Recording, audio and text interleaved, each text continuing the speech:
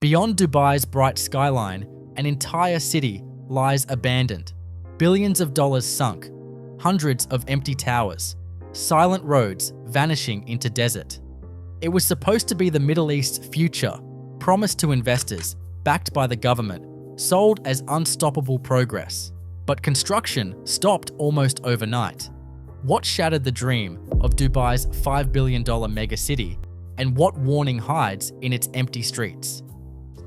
Spotlights swept across the desert as guests arrived in convoys, their cars crunching over gravel outside a temporary palace of glass and steel.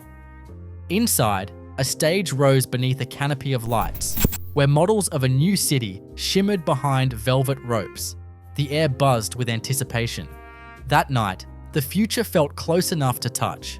Champagne glasses clinked as developers unveiled a vision, a city unlike anything Dubai or the world had ever seen.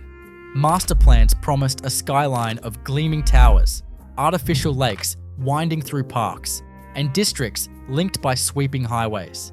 Investors studied glossy brochures, each page filled with promises of luxury, innovation, and limitless opportunity. On stage, the project manager described the dream, a place where 250,000 people would live, work, and play, surrounded by world-class architecture and cutting-edge technology.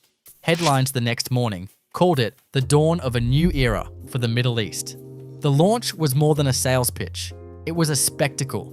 Every detail signaled confidence, from the futuristic renders projected across the walls to the bold declarations from Meydan Group's leadership.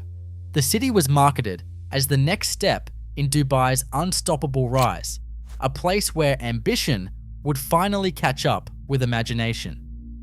For one night, at least, the dream felt real, backed by government power, international money, and the conviction that nothing was impossible here.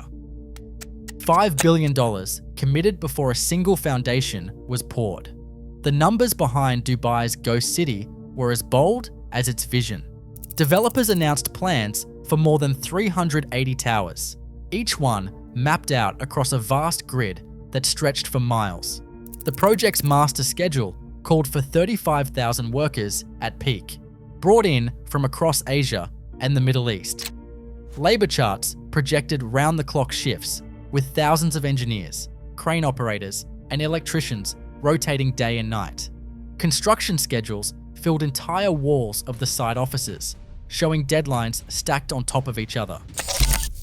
Infrastructure blueprints called for new highways, power stations, water lines, and transit links, an entire city's worth of utilities, all rising from empty sand. Budget filings detailed billions set aside for roads, bridges, and artificial lakes, with allocations marked for every phase. At its height, this was one of the largest construction sites on Earth. The skyline was supposed to rival Manhattan, with towers clustered in business districts, luxury apartment blocks, and hotel complexes. Every statistic pointed to a single idea. This was a bet on endless growth. Behind the glossy brochures and animated fly-throughs, the risk was real. Billions on the line, thousands of jobs, and the promise of a new city waiting to be built. The dream had a price tag, and Dubai was all in.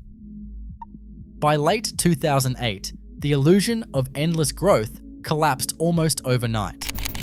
News of the global financial crisis swept through Dubai's construction sites, and within weeks, foreign investors began pulling out en masse. On project ledgers, deposits vanished. Bank wires that once arrived like clockwork simply stopped.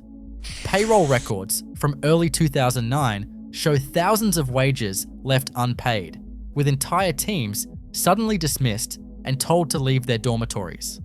Subcontractors, owed millions for work already completed, filed urgent claims in Dubai's courts. Liens stacked up against half-built towers, freezing ownership and blocking any chance of resuming construction.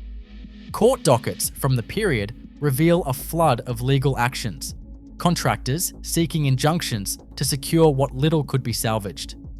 Some firms, facing bankruptcy themselves, posted notices on site gates warning of legal disputes and halted work. The site, once alive with the noise of cranes and trucks, fell silent.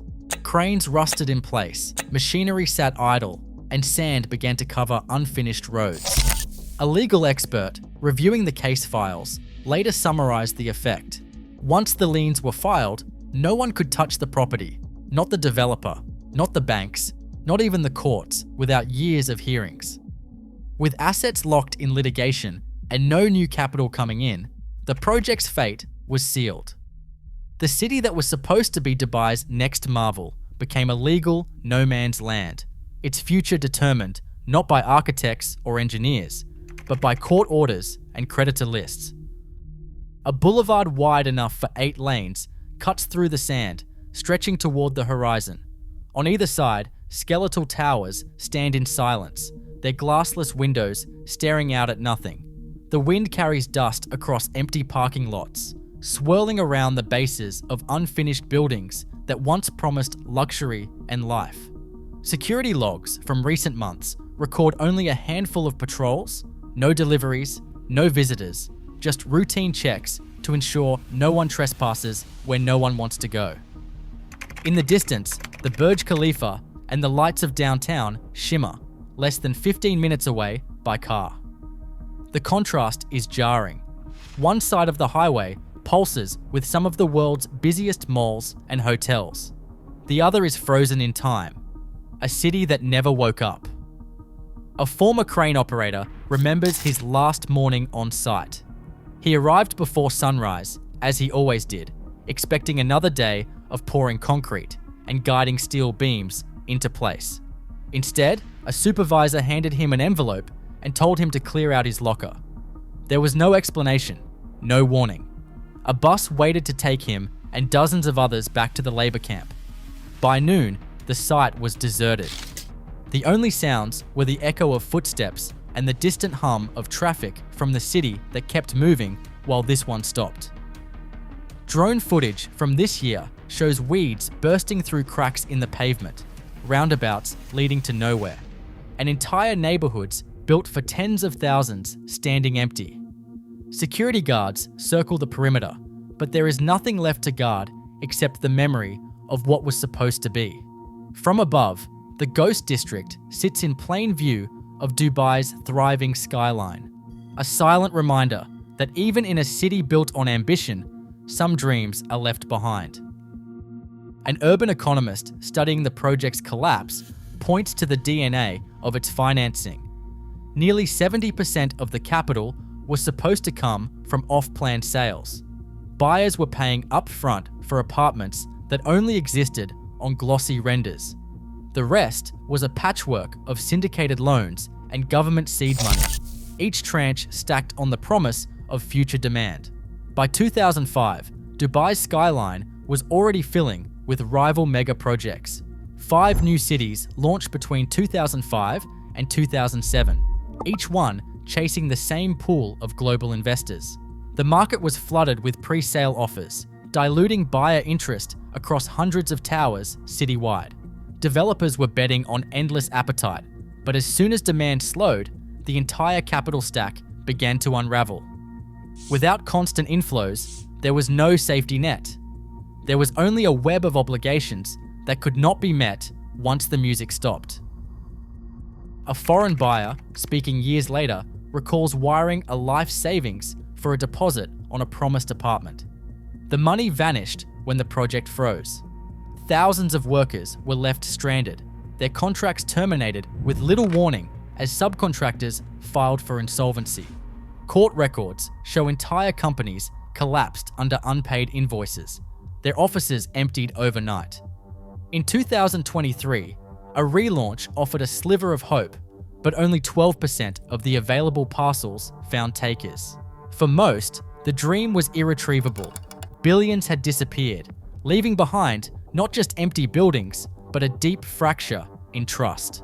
The city's silence is more than economic loss. It is the echo of ambitions that left real people behind, and a reminder that not every vision survives the market's reality. Empty towers still cast long shadows beside Dubai's bustling core, a stark reminder that unchecked speculation can hollow out even the boldest visions. As global cities chase endless growth, the cost of building for markets, not people, never truly disappears. Some futures, once abandoned, haunt the present.